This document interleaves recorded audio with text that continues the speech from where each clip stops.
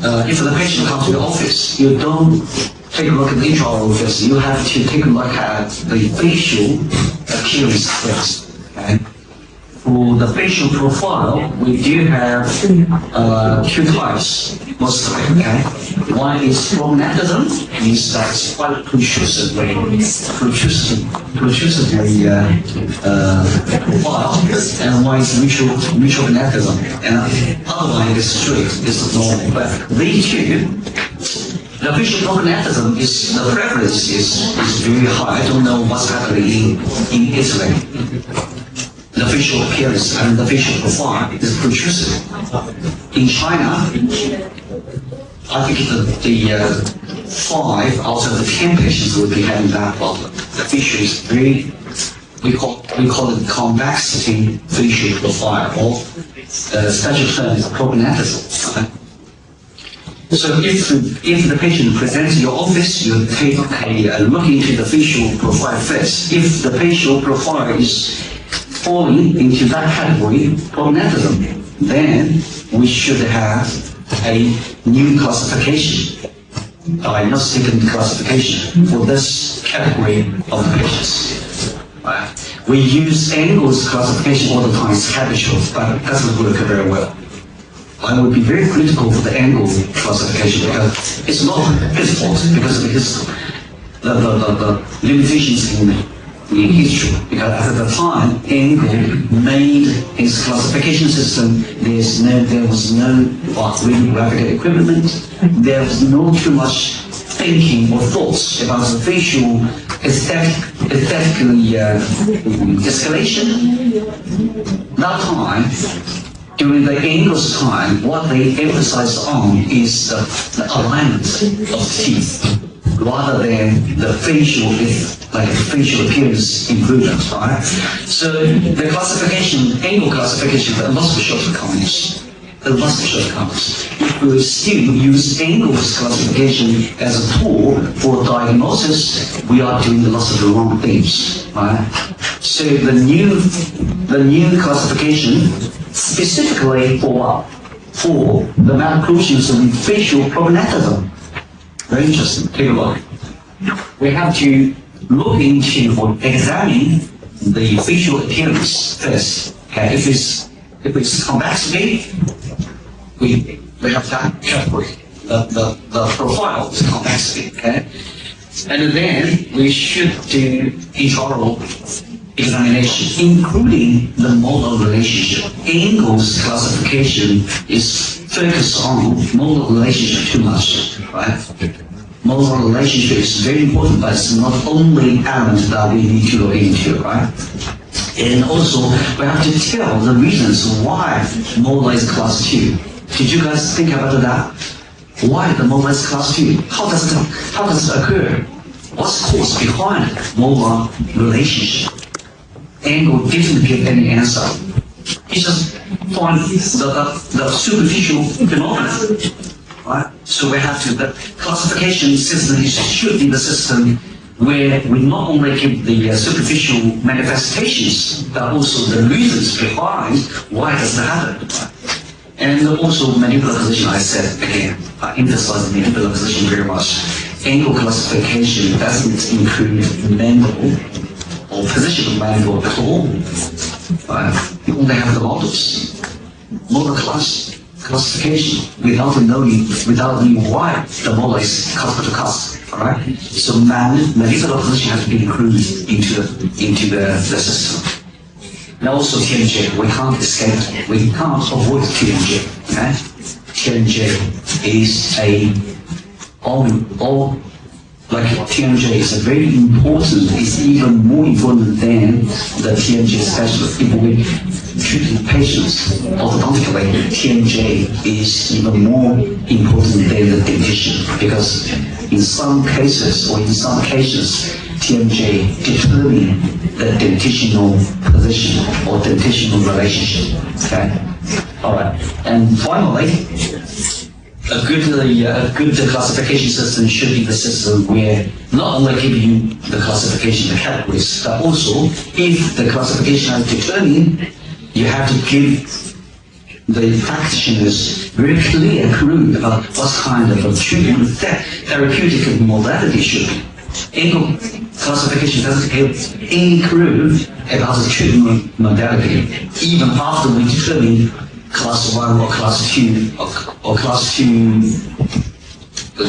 class 3, but there's no specific therapeutic modality given to the doctors, right? So this is a very huge shortcomings of the angle classification. Our classification definitely is very clear suggestion about what kind of treatment modality you should be taking, as long as you have determined what kind of the classification has been determined, right? All right. So the classification is like that. We have two fundamental forms of the patients with facial prognatism. First one is like that. It's fundamental one, okay, dental alveolar origination.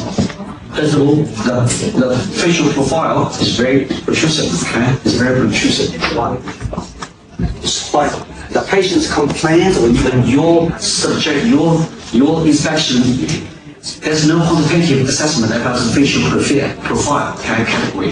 You should look into the facial profile is protrusive. First of all. The second thing is about the lips. The lips, the tunicity of the muscle surrounding the lips are quite loose. It's not very strong lips, okay? It's very loose. Tunicity of the musculature is very loose, right? Leading to the patient or pre-impose the patient to the mouth breathing very easily, right? Very easily. So for this kind of patient, the mouth breathing is very prevalent. Okay? And then with a long time mouth breathing habit, what's happening? There will be having a breakage between lips and tongues. Okay? The pressure balance has been broken. So the upper frontal teeth will be procline, leading to a increased overjet. And then the molar relationship is still class 1. It was not broken, okay? But the frontal part has been affected by the environmental factors, including the mouth breathing. And then the transverse width of the maxilla increases the dentition is getting narrowed because of the vault. The maxillar vault is getting deeper, right? So for this kind of a patient, we have an increased overjet, proclined frontal teeth without deviation in molar relation. Relation is class 1, okay? But the facial appearance is very protrusive. And then another thing is upper the upper airway. There's some sign of upper airway obstruction. In this kind of category of the patient, you're always looking into the upper airway very carefully. All right, anedoids and the tonsils sometimes the hypertrophy of the two glands, okay, because of the mouth breathing. Right? And the mandibular morphology is quite favorable because it's very quite rectangularly shaped. This is one of the fundamental forms of the patients with facial prognatism. It's environmentally affected, it's postnatal formed without any evidence of heredity. It's changed after birth. Okay, the second one. Okay, so take a look at these important descriptions. Okay, fundamental forms of facial prognatism, postnatal and habitual, incisors proclined and class 1 molar relationship, mandibular normal position. The mandible is the normal position without any deviation, sagitally or transversely, indicated by molar class 1, right? The second form, fundamental form, we call it skeletal origination. Right. So take a look at the facial appearance. The lips tunicity, musculature tunicity is quite tight actually. The lip is incompetent, means that it's very hard for the patient to close the lips If the lips have been forcibly closed, there's something wrong with the soft tissue in this area. Okay, it's very straight, it's very quite obvious straight in the chin area. And the facial appearance aesthetically is very adversary. Okay, the patient don't feel happy with the facial appearance. But intraorally is perfect. It's perfect. There's no any shortcoming in this occlusion. Okay, take a look. I use that one. That's what the front teeth, upper front teeth, axis quite upright, alright? Model relationship is close one. Interconstipation is perfect. It's perfect, alright? Overjet, overbite is in the normal range, definitely. Normal range, alright? There's no any sign of deep curve speed. The curve speed is quite flat. Nothing wrong. Molar class 1. Our facial appearance is really quite bad. And makes it worse. The mandible, the morphology of the mandible, I call it triangle shape. It's not very good. I don't assess the mandible with too much about the linear or angular measurement. I should take a look at the geometry. In geometry perspective, okay? This mandible shape we call triangle. It's quite unfavorable in terms of aesthetics. So for that kind of patient, we call it skeletal originate. It's one of the second fundamental form of the malocclusion or occlusion with the facial prognathism. Right? Are there any wrong with nothing wrong? Only the aesthetical appearance thing. The most perfect occlusion for the whole human being is not in the straight facial profile. It's in the category of this patient. Okay? Everything is fine except for facial appearance. Class 1. Okay, so take a look. The two fundamental forms, they're all class 1. If we take the angle classification, what's kind of information from angle? Class 1 angle, right? But something wrong with either with increased overjet or the facial appearance. Okay. So this is the second fundamental form for the skeletal for the malocclusion or occlusion with facial prognathism. Right. All right. So fundamental form of facial prognathism, genetic and hereditary tendency. If the patient presents in your office with this category of malocclusion, you have to ask the patient about parents or grandparents are there some similar facial appearance. Very strong heredity, right? Very strong heredity. And also perfect occlusion and class 1 molar relation, the compensatory output condition against max overgrowth. Now I have to tell you something like that. This kind of patients, they have a very important characteristics in growth pattern. Okay? The maxilla is overgrowth. It's overgrowth. Okay? Maxilla is too much transversely, sagittally, and vertically. Okay? Three-dimensionally, maxilla is overgrowing. It's too much side in terms of the side. Vertically, it has a gummy smile, definitely. So it would be very risky for that kind of patient if you come to your office without taking picture showing exposing the gummy smile. It would be quite hard to, the patient don't know. Because in the middle of the treatment, they will complain, why do I have the gummy smile? Actually, they must have before treatment, okay? Vertically. Sagittally, it's really too long. And transversely, maxillary transverse dimension is larger than normal. Okay, the maxilla, the bone structure is too much. The dentition has to struggle to have a compensation against the overgrowth. This is a tendency, human being tendency, right? So the dentition and the bone, they are two independent entities. So dentition, we're getting narrow, Because transversely, the maxilla is too wide, right? Dentition in sagittal length is getting shorter by what? By having the upper frontal teeth to be no any sign of proclamation, but very upright, right? And the teeth in the buccal, like that, very powerfully inclined. Okay? So this is the compensatory upper dentition against the maxilla overgrowth. Position, no worry. Nothing wrong with mandibular position at this fundamental form. Okay, the second one. All right. Now, there's a very interesting phenomenon. The textbook or angles classification doesn't indicate anything like that. Okay, take a look. The first one, the first fundamental, okay, the dental envelope originates the category transversely. Transversely is getting narrow, constricted. Conditions get constricted. Why? Because of mouth breathing. The vault, the maxillary vault get deeper, and the dentition together with maxilla get narrow. Okay, this is one thing.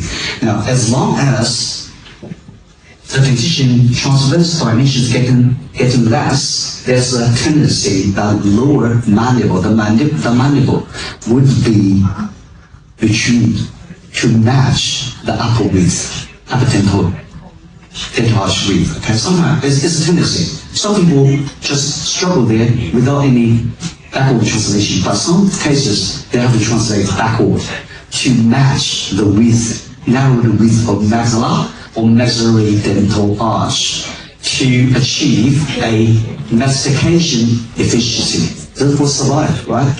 This category. The second category, fundamental form, again, the maxilla is very transversely, the maxilla width is very enlarged, it's very excessive. But dentition is opposite, Dentition is very narrow.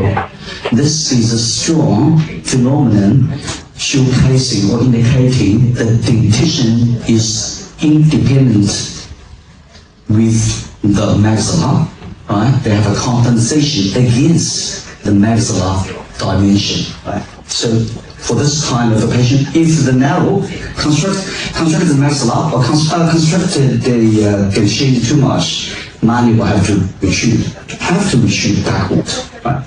Okay, so for the first type of this one, dental envelope originator one, if the mandible is retreated, what happened? The third classification, okay? I said again, contracted upper dental arch, mandibular backward translation to match upper dental arch to achieve masticatory efficiency. That's the reason why mandible is retreated. Take a look at your patients in your clinic, okay? Lots of patients have the translation, backward translation of the mandible, right? Okay, so for the dental envelope originates the category. If the mandible is retreated, what happens? It's no longer the first fundamental form. It's removed to the third category. We call it mandibular retrusion dental envelope, okay? Mandible retrude. Mandibular, as long as mandible is retreated to the position for a long time, definitely it will be happen very early. It's the primary dentition period. Now, with the mandibular backward translation, what happened? Increase the rigidity, definitely, because it's already have a proclamation for upper front teeth. Together with the mandibular retrusive position, what happened? The overjet is very excessive, okay, one thing. Another thing is about the molar relation. From class 1, convert into class 2. This is why angle class 2 happening, right? And the third thing is the worst thing, because the dislodgement between upper and lower frontal teeth, the lower incisors will be getting enlarged. There's no counterparts to be against them, right? And all the mastication force will concentrate on the buccal segment. So the teeth in the lower buccal segment will be getting intrude, depressed against. So this is why the deep curve speed is happening, right? As long as the deep curve is formed, it is very hard to correct it, unless you have to move the mandible forward.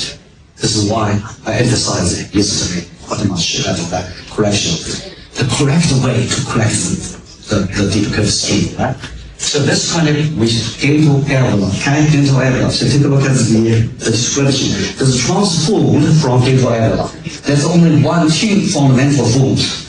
The other categories are all transformed from these two fundamental forms, okay? And the mandibular have a backward translation.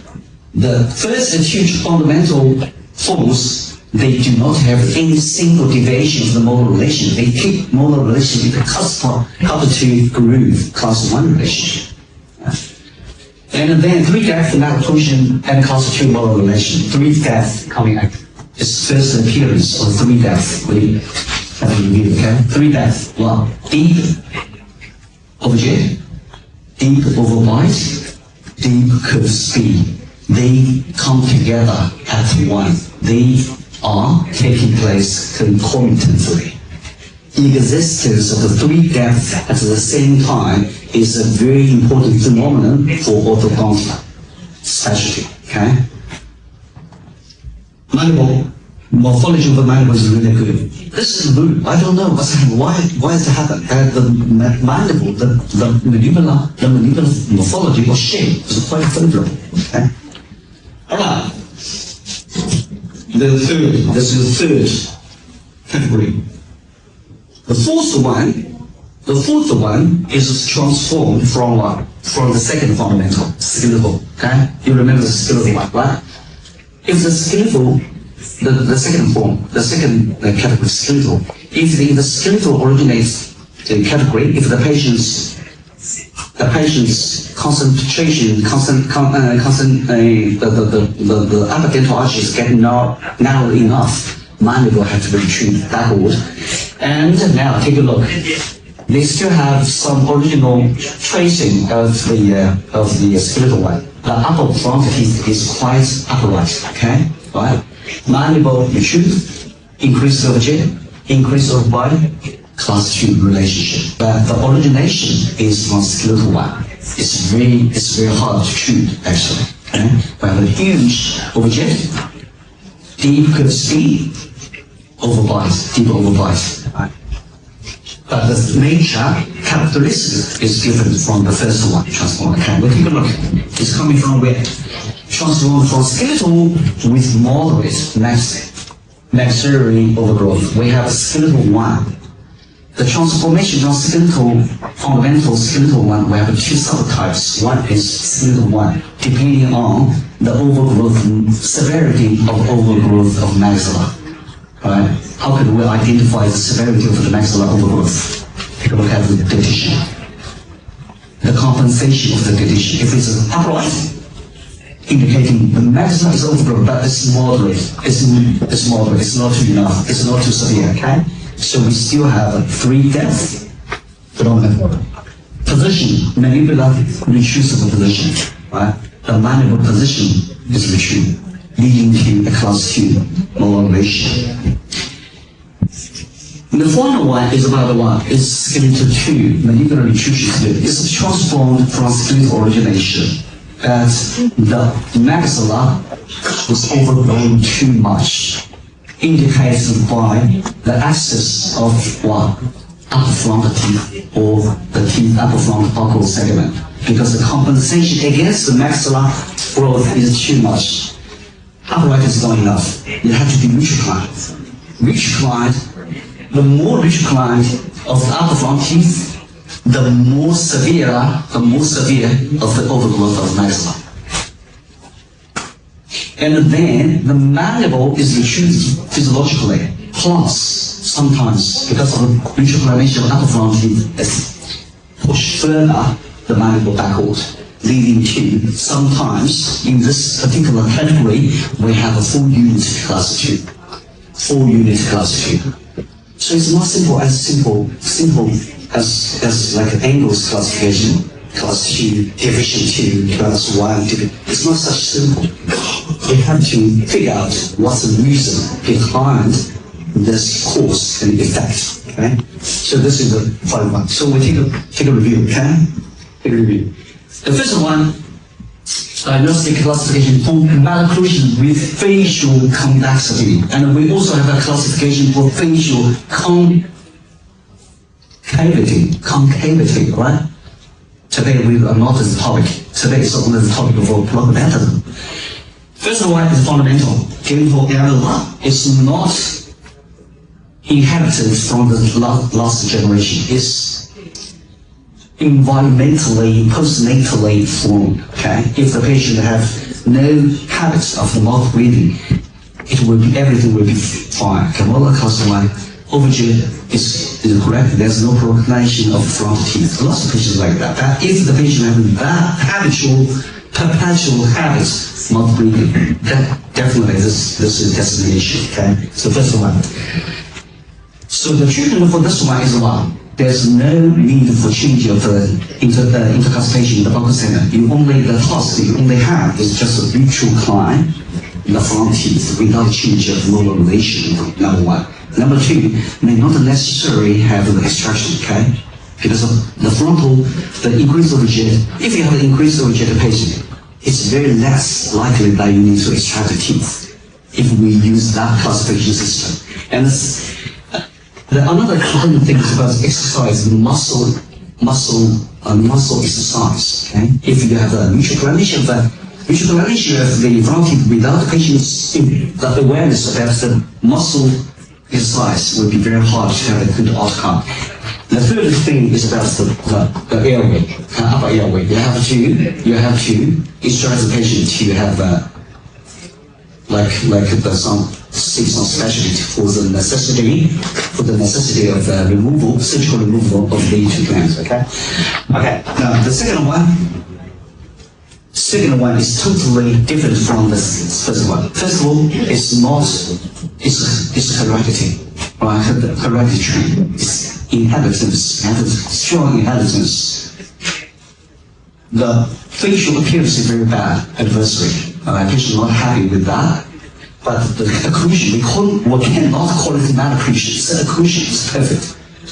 It's ideal if not perfect, okay? Overjet, overbite, molar class 1. There's no 3 shallow, there's not 3 deep, okay? Everything is fine. But you see, the envelope process here is very thin. Here is very bulgy, indicating overgrowth of maxilla, right? And if the mandible morphology is triangle, it's really, the appearance is very bad. So treatment for this kind of patient, you have to tell the patient very clearly, informed consent, right? There's no pathological thing. There's no malocclusion. The purpose of the orthodontics for this kind of classification patient is only for the improvement of the appearance. You have to tell the patient, right? And then for this patient, this kind of patient, you have to extract the teeth most of the time. Extract the full, upper full, lower full, right? Retrieve the bed. But the difficulty is that with the retraction of the front teeth, under the condition of the upper right of front teeth, it's very hard. Actually, it's very hard, difficult to rate, it's very hard. If we have a classification system like that, you know which patient, what kind of patient you must be very careful, right? And you tell patient we cannot change the morphology of the mandible, we only can change 1 degree or 1.5 degree of the so-called location. Don't exaggerate the location very too much. Patient will not be happy. You have to tell the patient right after treatment, if you're not happy, you should have chemoplasty or some other sort of to improve your morphology of the mandible. Okay? Right. And then from here, we have, if the mandible is matured, if the upper frontal teeth or upper dental arches is constructed too much, and the mandible is matured, it will transform into this way. We call it malocclusion, a mandibular protrusion dental alveoli, right? And if from this one, if the dentition, the compensation of the dentition is too much and leading to reconstruction of the upper dental arch, but not too much. Upper front teeth is what? Upright. We have class mandibular nutrition skeletal 1. Right? Now, if the overgrowth of maxilla is so much that the compensation of the front teeth straight away is not enough, you have to be reclined. The buccal teeth are really inclined, very exaggerated. If you take a CBCT, you will find that short, just like that. Okay? And then we have a class 2, skeletal 2. Alright? The skeletal 2 is really, lots of things are hidden. Right? First of all, because of retroclination of the upper front teeth, look like the facial appearance is not very protrusive. But it's false. It's not real. Alright? And then the second thing is the morphology mandible. It's the most beautiful in the human being. Morphology is beautiful. The prominence of the chain is in this skeletal 2 type. Why? Imagine why. Why? At this particular classification, the mandible, the morphological mandible, together with the chain prominence is most beautiful in the human being. Why? Because that happened. When does it happen? Do I have that one? Yes, okay. It happened in the primary division. That child, as long as it has a dentition there, if it's primary, the front teeth already have retroclination, right? And then hold the mandible backward all the time without any release. So the mandible has to be struggled to have a one point to be released only this way. Alright? So if the patient have the mandibular nutrition scheme 2, early treatment is not encouraged. I don't encourage the early treatment because you will have to have the very natural the mandibular chain point. You better leave the patient until what? Until like after permanent dentition has been formed. The chin prominence will be great. Alright? Chin points prominence for the Oriental people is not like the Italian people have quite precious actually. Okay, so we're having these. But take a look at it again. Okay, so fundamental dental alveolar, fundamental skeletal. These are 2 fundamental forms for the human being with prognatic facial profile. They are all very good in terms of the molar relationship. There's nothing wrong with the molar relationship. Okay, the transformed other 3, they have something wrong with the molar relationship in the class 2. Alright, so angle class 2, they are all here. Angle class 2 indicates it must be having a facial problem, but angle class 1 is not necessarily have a good facial profile like these 2. Alright, so angle classification is something sometimes really quite misleading. Okay? So I think this classification system is definitely in time. It's really relevant to the treatment, to even the development of the SAT. Okay. Now, today, these 2 we don't do because there's nothing wrong with the mandibular position. Here, the mandibles are all retrieved, translated. Okay? So, for the treatment of these 3 categories, what should we do? Do we need to habitually or traditionally, we're always having a take a look at the dentition first, okay? If it then increases we struggle to pull back the upper dentition and to the dentition of the teeth are having too much burden. They are innocent actually. They are innocent. The criminal is where? Is mandible. Is mandible. It's a mandibular intrusion and it's relevant. Malocclusion should be taken, should be treated by the problem, the source of the problem, other than what? The phenomenon. Right? So this is these 3. Take a look at this year. 3 years or 4 years. Overgrowth from maxilla is already there. It's hereditary.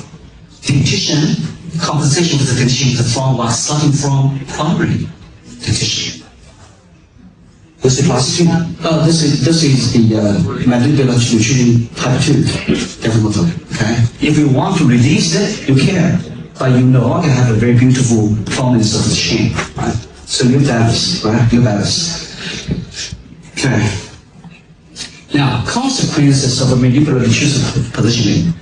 We tell the story in a very low, like a logical way, right? Mandible, because of the construction of the upper frontal, upper teeth, upper dental arch or maxilla, leading to the mandibular protrusion positioning, morphologically, okay, positioning. Now, what's the consequences of the mandibular protrusive position? Class 2 molar is easy to understand, right? From class 1, human being born to be class 1.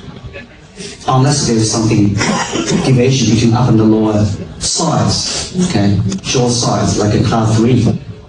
Otherwise, we always class 1. Take a look. You take a look at your patients. Always naturally it's class 1, right? So, class 2 molar relationship is formed, is created. Second thing is overjet, deep overjet. Why? Deep overjet. If you have the patient's front view, there's no visibility of the lower teeth, is deep overjet. But deep overjet may not be necessarily have deeper curved speed, right? But this overjet, deep overjet, is definitely will be happening in our classification. And then when deep overbite, deeper overjet is very easy to understand. Deep overbite and deeper curved speed, they happen together. They happen together. So the consequences of the mandibular retrusive translation causes 1, 2, 3, 4 phenomena. Coincidence, like concurrence together, always have 3 depths together with class 2 molar. Take a look at the patient. This is a phenomenon. They're always happening together. No exception. No exception. If you only have increased overjet, there's something wrong. If you have a patient without only one depth, without any other depth to be accommodated, something wrong. Because we don't have time to tell that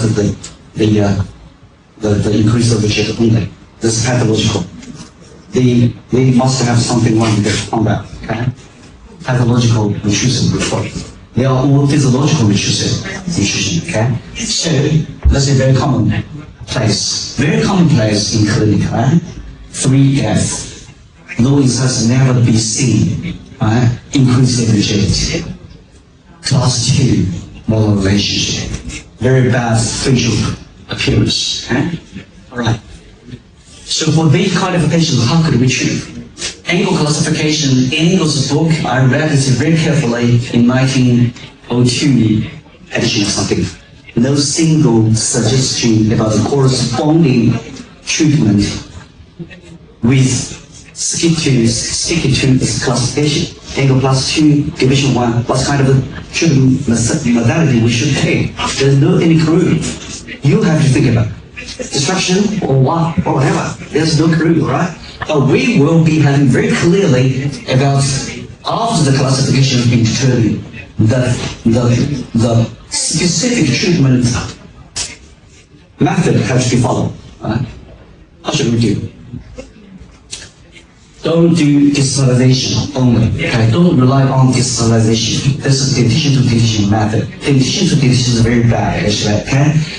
The molar distalization, because the clear aligner appearance, the clear aligner, we exaggerate the distalization of molar focal distalization too much. Doesn't work. Doesn't work. It's not reliable. Okay? Even you have the terminal molars being distalized 4 millimeters. When it comes to the front teeth, there's nothing left actually. 1 millimeter or something, right? And also it's not reliable. You will be relapsing, have a strong tendency of relapse. Is it good? Don't rely on it totally. We have the partial use of distalization. And the second one is what? When you do extraction, this is lots of second-hand patients. In China, I don't know, back to China, in Shanghai, China. This is the time that we receive lots of second-hand patients. The first one is failure, definitely failure. Why? Because they extract 3 depth cases with extraction. With the extraction, the more teeth you extract, the more likely that you end up with a very bad treatment case, nightmare. And so there's no way to extract. No, we don't extract the teeth with 3 deaf cases. And surgery, no. Surgery. Don't have a habitual consultation, or habitual sort of conclusion about the surgery with patients with 3 deaf cases. It's the air conditioning makes it not work. So